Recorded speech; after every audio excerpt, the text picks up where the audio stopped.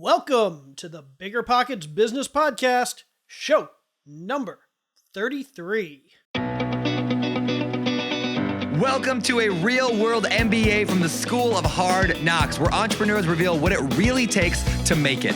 Whether you're already in business or you're on your way there, this show is for you. This is BiggerPockets Business.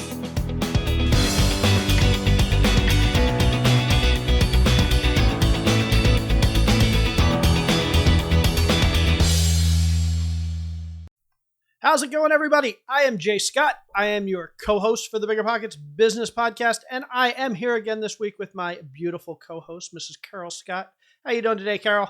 Oh, doing so great, honey. Thank you so much. This time of year, right, is just so much fun. It's a challenge in business because people are focused on other things, but at the same time, people in general are excited, they're happy, and it makes doing business that much more of a pleasure. So it's a really great time to be doing great stuff. Yes, I agree. And we have a really great show for everybody today. We have a guy named Pat Fenton here. He is a CEO, he's a coach, he's a mentor, he's a marketing expert, and he has a ton of great information to share with us today. He is transparent about some of his huge failures early on in his career and how he turned those failures into major successes moving forward. He's got an amazing outlook on life, on business, on sales, on marketing. He teaches us how to overcome adversity and how to build our own successful businesses. It's great from a mindset perspective, from a tactical and taking action perspective. Pat has just a ton of amazing stuff to share with us. There is a ton of gold in this episode, and I'm positive you guys are going to love it. So, if you want to get more information about Pat, if you want to get more information about the stuff we discuss in this episode, you can check out our show notes at biggerpockets.com/bizshow33. That's biggerpockets.com/bizshow33. Now, without any further ado, let's jump into our discussion with Pat Fenton. Let's welcome Pat to the show. How you doing today, Pat? Fantastic. How are you guys doing today?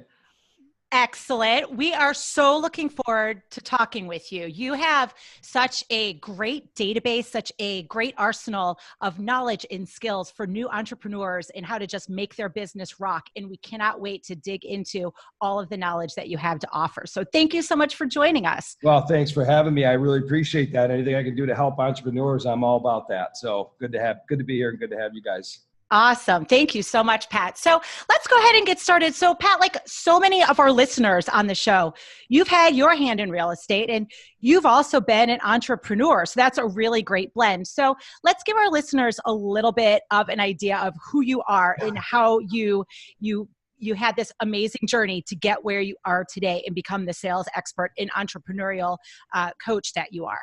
Yeah, so I appreciate that. My heart was always in athletics. I played 3 sports in high school and played college football. Really loved the game of football and loved coaching. You know, I've always, once I got out of football, started coaching the little kids, and I was prodded to become a school teacher and a football coach. And after jumping, the other coaches I was coaching was cars and look at that lifestyle. I'm like, well, I can make $15,000 a year in shift and move about 16 times. Or I can do something with coaching and maybe put it into a profession where I can earn the kind of money I wanted to earn and do what I love to do still. So I was selling cellular telephones, and we'll talk about that a little bit later as well. And got referred to a business coach. And I've always believed in coaching and development. And he started teaching me about leadership management, about sales training, sales skills. And I really took to him and saw some success with him and actually left to go to work with him and talk about entrepreneurship. It's here I am selling success, and I have yet to experience any business success. I was straight commission, no health benefits, just dive right in and eat what you kill type thing. So early on, I knew that I was an entrepreneur. I've always been attracted to situations where something was broke or didn't exist at all, and I wanted to actually put myself in a situation to be the guy that could actually turn it around or make an influence on it. That's what I'm really driven by, which I think all entrepreneurs would agree that you have to have that if you want to be an entrepreneur. And then about 6 years into mentoring with him, I was given an opportunity to become a platform speaker which ideally, ultimately, even as a little kid, was something I always wanted to do. But when you go to career day, you don't usually see motivational speaker booth that you talk to somebody about. So it's kind of interesting how that all happened. And then I was an independent contractor speaker. And at that point, really, I had the life because I was in my mid-20s and to late 20s. And I would go leave on a Tuesday. I'd speak on Wednesday for 4 hours, go to another city, speak on Thursday for 4 hours. And it just made an incredible income doing that. And again, I was an independent contractor speaker, so I didn't have to do any fulfillment. I went home. When I was home, I was home. When I was on the road, I was on the road, and lived a great lifestyle, especially for somebody in their late 20s. And lo and behold, what I started diving into was really the back end, and it really mattered a lot to me that whatever I was selling, whatever I was representing had to impact somebody's lives. I really cared about people. And I didn't feel as though that the people that I was surrounded by that were actually doing the fulfillment of the things I was up there preaching were really doing a good enough job to provide the value that I really expected and wanted from those clients. So I decided to create my own company and create my own back end and staff it and do a seminar model in the real estate and the mortgage industry. And away we went. We saw amazing success. Everything was predictable, duplicatable. We knew how many people had to be contacted, how many people had to be followed up with to see at least 150 people in every room we did. And I did 96 events a year. My gosh, that was a lot. And lo and behold, everything's good. Big house, lots of fancy cars, boats, and everything else. And then the inevitable happened where we literally thought we were infallible. The real estate market crashed. And pardon me for voice crack. I've been battling a little sinus infection, so I hope I sound okay. No problem. You're fine. So in any way, that was really the first experience for me of failure. And I'm not talking about a little bit of failure. I'm talking about, at that point, I had 3 kids and an infant, and literally the millions of dollars that we had acquired was all gone. And we had to fire 45 employees and lock the building and walk out the door. And at that moment really is really a defining moment where you have 2 options. You can dig, scratch, and claw your way out. Or you actually 3 options. You go get a job, or you can just, sit in the corner somewhere and play the victim role. So, it was just, it was time to just dig in. And lo and behold, there were some valuable things I learned along the way. Number one, that, of all the people, we never really took them anywhere. It was always trading hours for dollars. We never built a subscription-based business. That was a big mistake.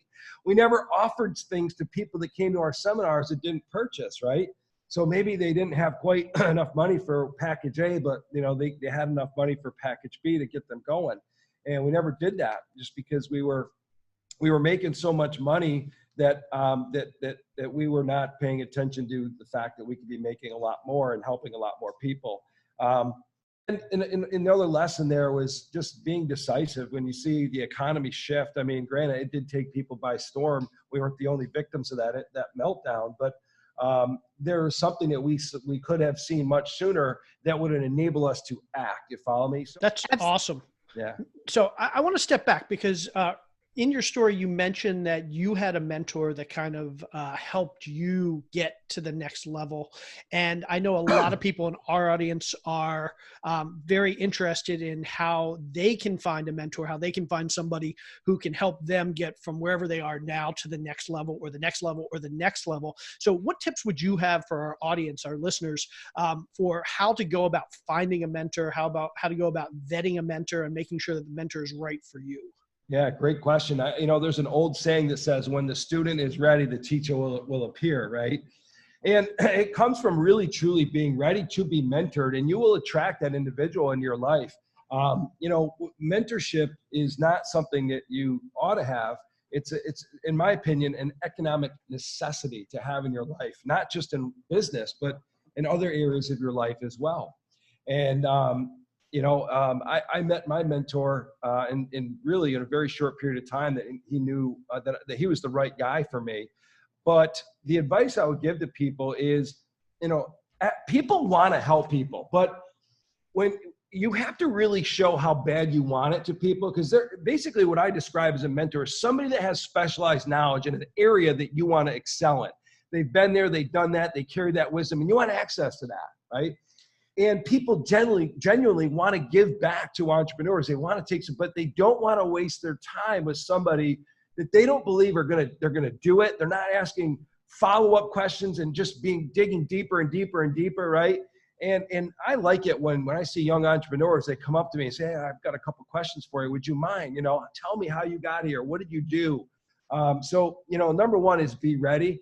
Number two, refer around to people that have that knowledge. Who do you know that is really good at this? And then call them and tell them your story and tell them why you want to meet with them. You'll know when you have the right one because that person will want to actually follow up with you, and they're going to want to spend more time with you. And they see themselves in likeness to you. So if there are qualities about you and that mentor looks and says, that was me 20 years ago, they're going to take you under their wing. Absolutely awesome. So at this point, you have decades of experience in sales. Many of our listeners are not only new at sales, but a lot of them are probably fearful of selling. They don't know how to sell. They're scared to approach somebody. If you were to give some advice to people that are early in their entrepreneurial career, people that don't have any expertise in selling, but that can kind of get them moving in that direction and kind of get them started with sales, what are some of the tips you would give to somebody like that? Yeah, great question. First and foremost, I'm a baseball fan, and when you go to Cooperstown, New York, there's statues of people that will remain in that building forever.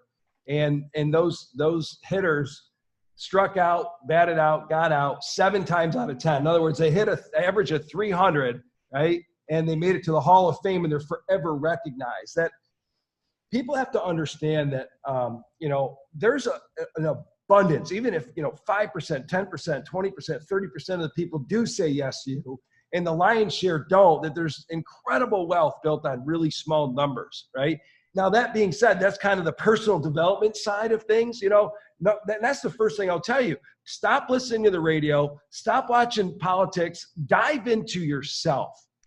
And if you're an entrepreneur and don't do that, it's a huge mistake. But if I were advising an entrepreneur right now, the very first thing I would do is say, you have to start with your personal goals. What is your driving force? What really are you doing this for? Why? So I would have them create goals, then I'd have them create a business plan. And then in that plan and in that marketing plan, there's got to be systems and processes that have got to be created. Okay, whether it's online, offline marketing, traditional marketing, whatever you decide you're going to do, what is your marketing plan? And I've got to develop systems for that. And within those systems, there's a thing called best practice. I've got to run the system, and the system is going to first start with me running it. And if I want to lead my company, I've got to go down that pathway myself first, and then I can duplicate and get out of my business and then work on my business and have everybody else duplicate. So you have to practice your words. That is the biggest thing I see that people don't do in sales and entrepreneurship is literally by yourself, practice your phone script, your objection handling, your meeting presentation. If it's online, your online sales funnel video. You can't practice it until you get it right. You have to practice it until you cannot get it wrong. Say that again, Pat. That's huge. Say that one more time. I said, anybody can practice until they get something right, but the best practice until they cannot get it wrong. That's huge. And I've told all my employees that over the years, like, you have to rep this thing out so you know it frontwards, backwards, left, and right. And the process of practicing that is where the real money's made. Excelling on the football field. My son plays middle linebacker for the Aquinas Institute. I told him, game day is an expression of your preparation. You just react on game day. You just go and you have fun. It's the practice where the money's made, where the success is. I absolutely love that. Practice is where the money is made. What a great quote. Okay, now I want to step back a little bit. I want to go back to a discussion we were having earlier where you talked about Hall of Fame baseball players. And you mentioned that in baseball, you can literally fail 70% of the time. You can get up to about 70% of the time and strike out, and you can still be one of the best on the planet. And that's a really important point. failure isn't about trying to avoid it at all cost. It's really about taking it in stride and embracing it. And we can be failures 70% of the time, but still be the best in the world at what we do. Failure is that important to us as entrepreneurs. Can you talk to us a little bit more about that? Absolutely. There's a friend of mine named Ray Higdon. He lives down there in Florida with you guys, runs a company called Rank Makers. He's a coach in the industry to network marketing companies, et cetera.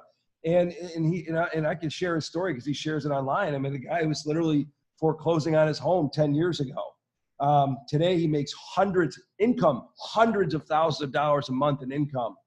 And, and he said to myself, when I was at my absolute rock bottom, I had that biggest challenge where I didn't know what I was going to do. I mean, my life was just literally falling apart around me. He goes, I'd made the decision that number one, I was going to do a video a day. And number two, I was going to solicit at least 10 no's a day. If I didn't get 10 no's, I was going to keep going. It's hard to get 10 no's, right? He said, that really was the turning point in my life. I thought that was a great story. We had dinner together in Naples not too long ago, and he's just got a phenomenal business. And, he was a speaker like me years ago, and he had the talent, but, he just had to, make the commitment to say, there's certain things that are just going to get done. And in failing, if I just set my mind that I'm going to actually look for failure, that kind of shifted his mindset a little bit. So he didn't have the call reluctance anymore because he was expecting failure. And what he did was he kept a journal called The Habit of Self-Reflection, where he'd ask him, and my mentor taught me this as well. You ask yourself 3 questions on every call after every appointment. What I do right, what I do wrong, and what am I going to do differently for the next time? Or somebody threw an objection at you and you just fumbled your way through and you really weren't ready for it. Great, write it down. Write a way to overcome that objection, practice it, internalize it. So the next time it comes up, it's wax off like Karate Kid. That's awesome. You're just so ready for it. And you're like, it's nothing. I got this covered. And we're moving on to the next thing. I think that's brilliant. I think it's really cool. So Pat, in your experience, what are some of the biggest mistakes you see entrepreneurs make in regards to entrepreneurship? And what are some of the pitfalls that we as entrepreneurs really should try to avoid if at all possible? Well, when you're running a business, I would say, number one, project low and sell high. Because I'm the eternal optimist, I'd be like, you know what, we're going to do 2 million the first year, then we're going to blow it out to 6 the second year. No, we can really do this. I can write it down on paper, take a look at it, right? I would always make sure that when you write a pro forma for your business, always have a pro forma. What is a pro forma? If you're listening, it's just basically numbers. What do you project in terms of revenue? What do you project in terms of expenses? And in particular, if you're just starting off, what do those first 3 months look like? How do you keep the lights on and develop a little bit of traction? So I would suggest make sure you have really conservative projections. Avoid that pitfall of trying to be an eternal optimist, because we want to shoot high. We want to set low, but sell high, if you will. Number two, a pitfall would be really careful of partnerships. And many times people get into partnerships just because, well, it'd be really fun to build a business with that person, right? They're fun. It's a marriage, right? And if you don't have common goals, common beliefs, and common interests, even if you do, there's always going to be highs and lows in that marriage, and it's never, ever, ever going to be equal. So, many times people get involved with partnerships, and I believe me, went 15 years with just an incredible human being. I'll never, ever look back and say it was the wrong decision to partner with a guy named Brian Bailey. He was a really, truly good partner, and it really worked for us, okay? But most of the time in my experiences in partnerships is that they fail. So if you're going to partner, make sure that they complement whatever it is you do, and they're bringing something to the table that can help accelerate the business, not just they're somebody you really want to do it with because they're fun. Because generally what it typically is psychologically for a lot of people that choose partnerships is a false sense of security that they're going to, by being together, have somebody hold me accountable. We'll do this together. So just be mindful of that. Hey, Pat, so much excellent knowledge that you've shared so far. And I would love to summarize this. If you had to pick from your experience 3 pro tips that people can do to consistently sell more successfully, no matter what their business is, what would those pro tips be? Well, I'm going to answer that in 2 ways. Number one, you've got to have passion for what you're doing. You have to really, really have passion for what you're doing, because if you don't, you won't put in the time. And when you really love what you do, you don't mind spending time at late night when everybody goes to bed, flipping that laptop back open and grinding a couple things out. That's needed. So you have to love what you do. Number two, you really have to think, what problem am I solving? And really, how can I solve that problem better than the competition currently is? So you have to dive in and find out what they're doing. And then you have to, and those two things will lead you to the creation of your unique value propositions.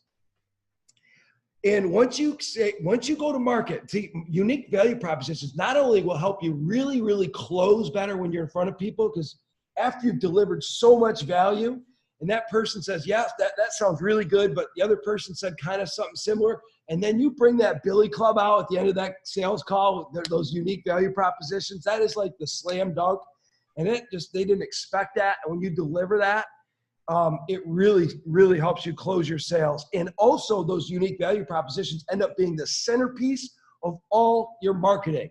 And I think I'll add to that, Carol and Jay, is that follow the sales process. If no one ever taught you the sales process, here it is. Build rapport, qualify, present, close, and handle objections, okay? You have to build rapport because the qualify, which is really the art of selling, sales are made and lost, not in the close. They're made and lost in the qualify, which is a sequence design of predetermined questions you're going to ask. And the answers to those questions, you already know. You pulled them out of that consumer. And that's an art form. And that sequencing and the qualify is based off of where are you now, where do you want to go? And that creates a gap. So if you ask questions like, where are you now? Who are you using now? Is it what's working? What's not working? And no matter what it is you're selling, listen carefully as I say this, that creates a chasm. It creates a gap.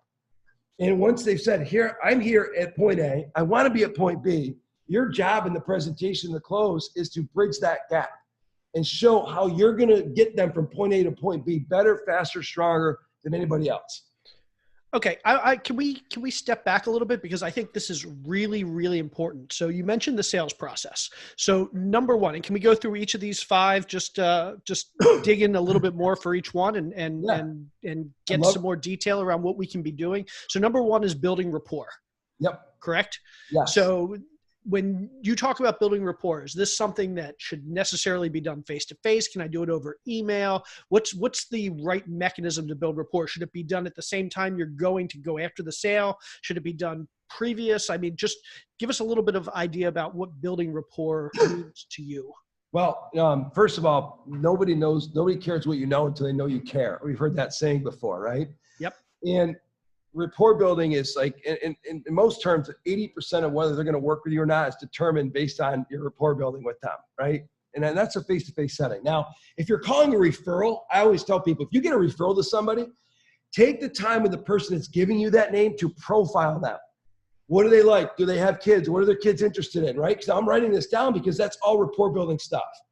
You know, hey, John, my name is Pat Fenton. You and I don't know each other. But my friend Jimmy Smith suggested I give you a call. He said you were looking to sell your house. And I just wanted to give you a quick call. He also said you had 3 kids that play Little League in Webster. My kids do too. You know what I mean? So you can utilize that right out of the gate, and it brings people's walls down, right? That's a referral. But regardless, when you're on the phone, get the appointment, build a little bit rapport there, and get off the phone and do most of it in person in a traditional selling sense, right? If you're cold calling, you can't build rapport quick. You got to get to the point. John, my name is Pat Fenton. I'm giving you a call because such and such. Are you having a good morning? Is this a good time? Yes. Let me tell you why I'm calling. And you get right to the point. You go through that initial talk track. And then once you hook them with your qualified questions, that's when you're able to come back later on and when you're cold calling and build more rapport. Obviously, this is a whole segment we can do on cold calling, the art of it. But, there's a real art form to that. But the same thing holds true on social media. In online sales funnels, you better build rapport and you better qualify out and bring up the pain, identify the problem you're trying to solve, and then show them how you're going to fix it, right? So rapport is it's absolutely critical because, the real art is in the qualifying. If you don't build enough rapport, they're not going to be honest, or they may withhold answering a full qualify sequence. So when you build really good rapport, then you're able to ask the tough questions. Okay, so can you expand a little bit more? When I think of qualify.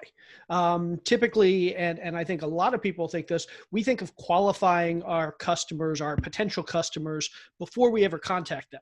So we'll go out, we'll do some research, and we'll say, oh, here's the list of people we want to contact because they meet the profile. But it sounds like you're talking about qualifying while you're on the phone with them. So when you use the word qualify, what exactly are you referring to? And can you give us a couple examples there? Yeah, and qualifying is, again, it's on the phone as well as in person, okay? So, for example, have you flipped any houses before in your day, guys? Yes, One a or few. two. So, and if you walked into somebody you got referred to and they were going through disaster, okay, and of some sort, right? And the house was flooded, and they ran out of money. They're running out of money, and they're a couple months late on their mortgage payment. And you come in there. What are you going to want to do? You're going to want to build rapport, because if you don't build rapport, right, then they're not going to really be honest with those qualify questions. And when you show that sincerity, now the qualify is, Mary, I tell you, I call this little transition question. I may be able to help you out. I might not, but based on a couple questions I prepared, I'll know within 5 to 10 minutes if I can help you. If I can, I'm going to show you how. If I can't, I'm going to tell you that too. Is that okay with you? Yes. Great. Talk to me about where things are at right now. Then you're going to ask her about the house, where it's at, what the situation is, where does she want to go, the financial side. Are you backed up? What's the mortgage look like? What percentage, does she owe of it? Correct. Then you're going to qualify out. Is there an opportunity for you to offer 7 cents on the dollar to her to help her out? Right. Got it. So this is basically your due diligence. You're determining whether this person is actually somebody worth continuing the process to try and sell to, or whether they're they don't fit the profile for your product or service. And now's the time to just kind of exit the discussion. If they don't qualify, you never present. So each stage is a series of gates. So I used to teach my salespeople this. And I remember an appointment I went on in New York City. It was actually Manhasset, New York, Long Island, with a guy named Jeremy.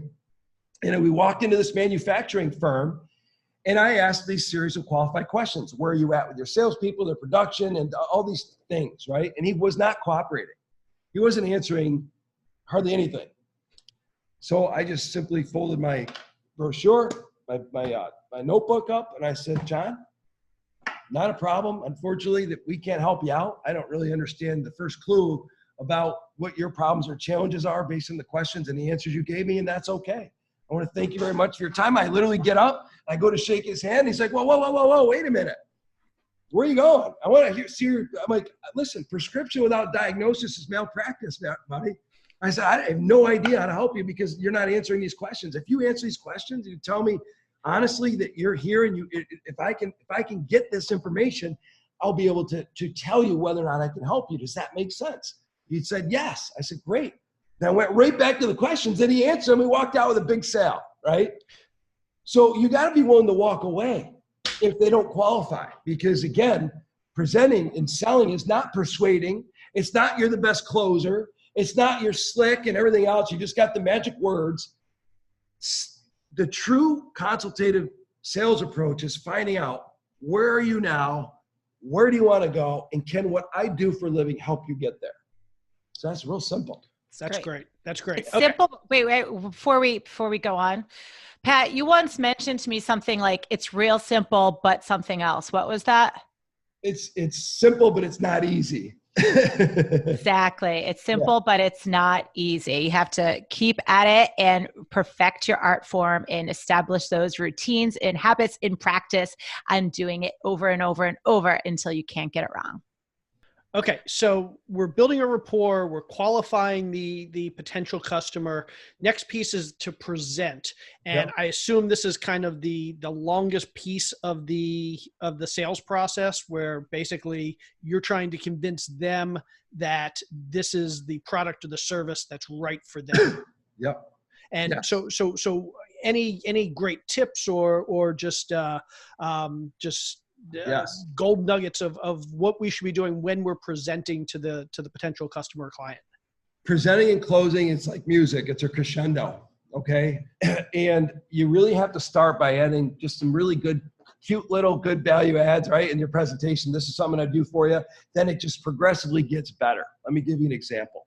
if I were in a real estate setting, again, that's just what I've been teaching for many years, but if anybody gave me an example, I could do it for any industry because it works exactly the same. In the qualify, if I said, John and Mary, outside of price and commission, I want to talk about that second. And I would do that. Like, I don't want them to bring up price right away because I can't add value. Outside of price and commission, talk to me. What are the qualities and attributes you're looking for out of a real estate agent you want to list your home? What are the 3 or 4 things that you want to and have from your real estate agent? And they say things like communication, integrity, assertiveness. You want somebody that's going to work hard, right? So if I got that out earlier, right, and I got out what they want for the house price-wise, and I got out their urgency, where they're at, and what their next move is, I did a full qualify. When I got to the presentation, I would simply say, John and Mary, one of the first things you said you wanted was strong communication. You said it a couple different times. You said it a couple different ways, so I know it's important to you. And I bring out my laptop, my iPad, or my pitch book, and I would say, boom, commitment to communicate. John and Mary, this is my commitment to communicate. It's 3.5 paragraphs long. It's signed by me at the bottom. Here's my cell phone number. Here's my day, and here's when I return calls. And all it says, I'm going to contact you once a week, proactively let you know who's been through the house, what their feedback was, and answer any questions you may have, right? So I just go through that. Great. And then you just go down the line. So you're just presenting off the things they said were important to them in the qualify. The next thing you said you wanted was integrity. I want to show you this testimonial, boom, boom, boom, boom, boom, right? So when you're presenting, all you're doing is linking the things they said they wanted in the qualify and telling them and showing them with the support collateral, material, iPad, whatever, how you're going to help them get there. Awesome. Yep. And so you said that the present and the close kind of go hand in hand. So it's not a, here's my presentation. Now let me ask you to buy. Although I'm sure there's that as well. But that ask is kind of woven throughout the presentation. Great salespeople close people every step of the way with what's called tie downs, right? So John and Mary, is this consistent with the type of communication you're looking for from your real estate agent? Yes, great. And that one's checked off the list. The next thing you said you wanted was, so along the way, I'm going through the things they said they wanted. I'm showing them how I'm going to get them there, solve that problem. And then I'm tying it down by saying, is this satisfactory what you're looking for, what you want to expect? Yes. And I'm shaking my head like a penguin. And I'm doing that because they're going to say yes, right? So when it comes to the close, if they said yes to everything, before I get to, and I'm just going to use this example, I'll stay with real estate. John and Mary, assume for a second that price and commission we agreed upon. Would there be any reason you would not utilize me and get things going today? Or would there be anything else you would want outside of price and commission? Are we on the same page with everything else? That's called a trial close.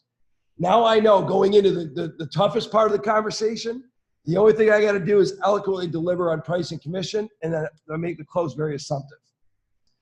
So where people think that the best salespeople are the best closers, the close is the easiest part because you've been closing them and tying them down every step of the way, and you did 1 or 2 trial closes. And that's why the UVP is important. In essence, when you get to the hardest part of the conversation, which is typically what it costs or the price and commission in this term, right? If your product is X amount, right? And you see the physiology change, it's then, after then is when you bring up your UVP. Now, John, so if you think about an infomercial, they drop price and they bring in testimonials, right? And then they do a massive price reduction and it causes massive rush, right? After an hour of watching this thing. Well, there's a lot of psychology with that. So when you're doing a sales presentation and you added value, and that's what I mean by crescendo, you've added value, you've tied them down every step of the way. They said, yes, that's good. Yes, that's good. Yes, that's good. Yes, that's good. You built yes momentum. Then you brought up the toughest part, the price, the cost, et cetera. It's then you bring in those unique value propositions. And that's really the deal sealer. You go right to the close from there. Excellent. Excellent. So it is so important to have those at the ready all the time. It goes back to exactly what you said over and over. Keep practicing, keep working on your semantics, build that routine so that your unique value proposition is front and center at all time. And you can weave it throughout that conversation and close that deal.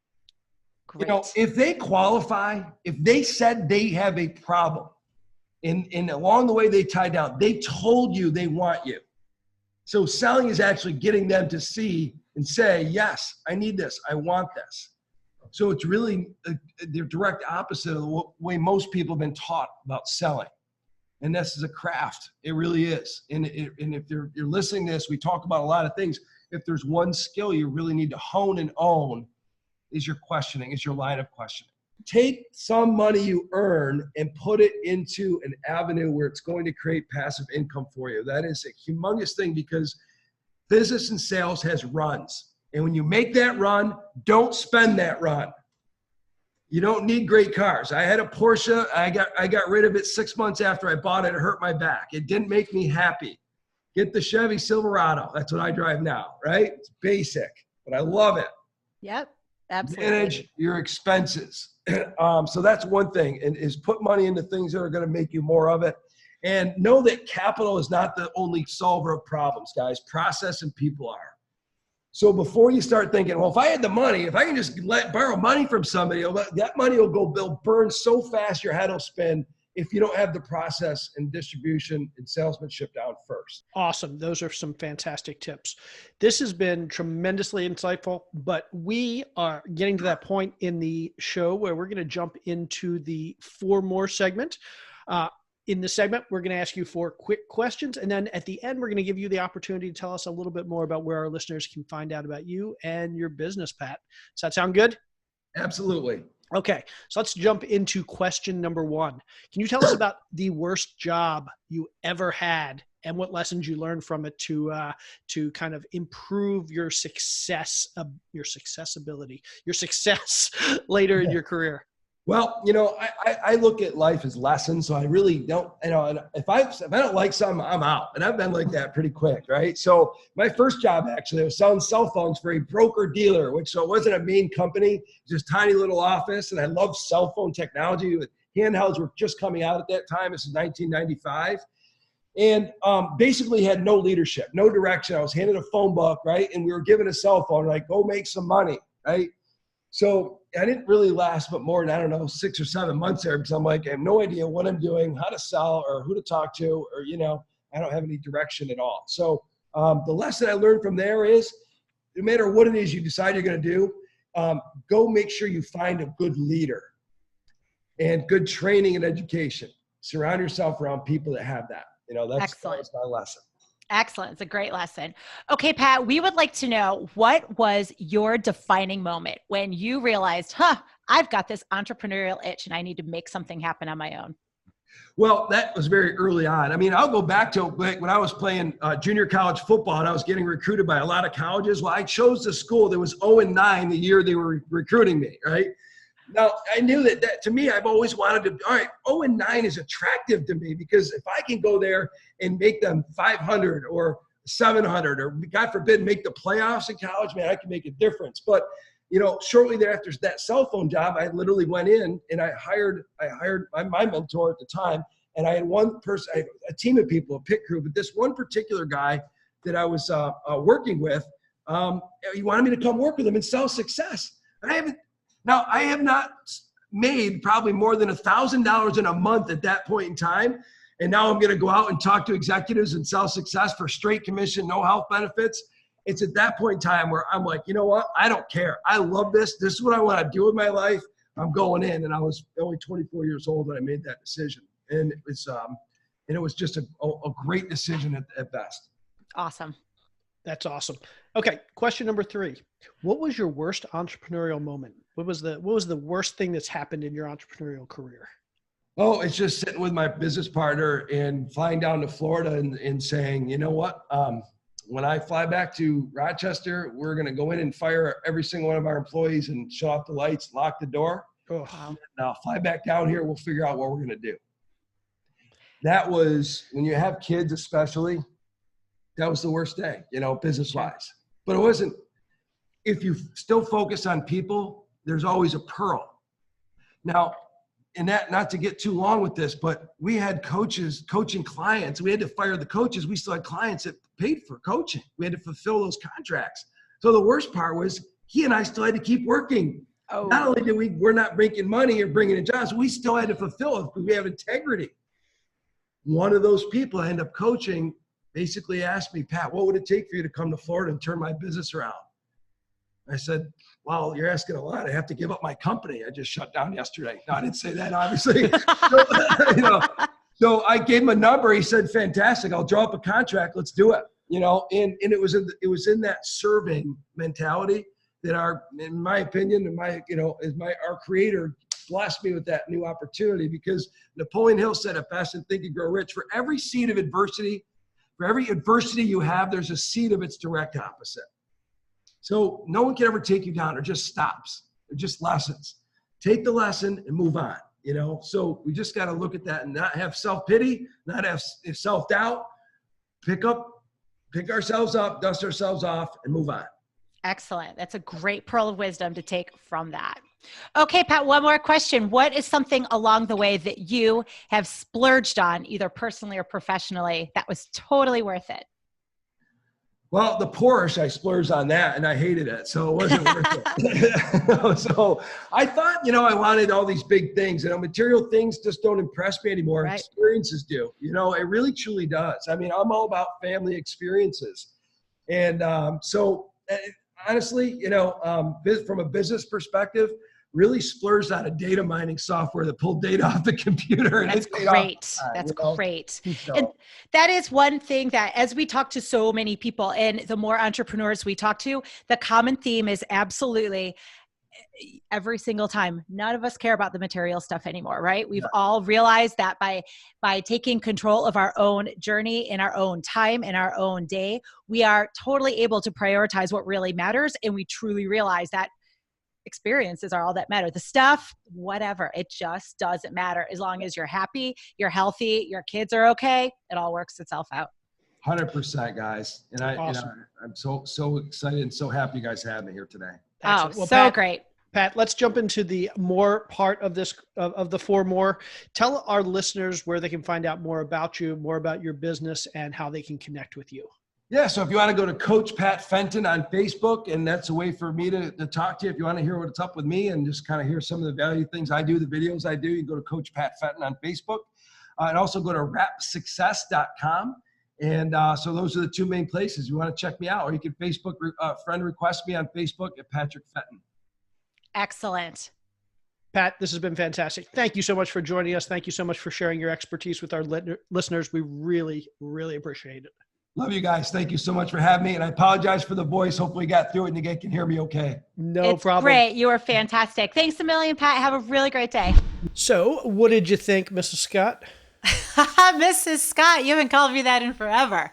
Wow. So love that episode, right? There was so much gold in there. There are 2 things in particular that really stuck out. First, the one about the analogy with the baseball Hall of Famers and how just batting 300 and they're in the Hall of Fame. So it's a great reminder that we don't have to set out to be perfect. We just have to get out there and try it. And secondly, of course, I absolutely love that gold nugget about don't practice until you get it right, but instead practice until you cannot get it wrong. That is just such an awesome mindset shift and really just emphasizes the importance of doing something over and over and over till it's just second nature to you and that you just have it on the tip of your tongue the right way all the time.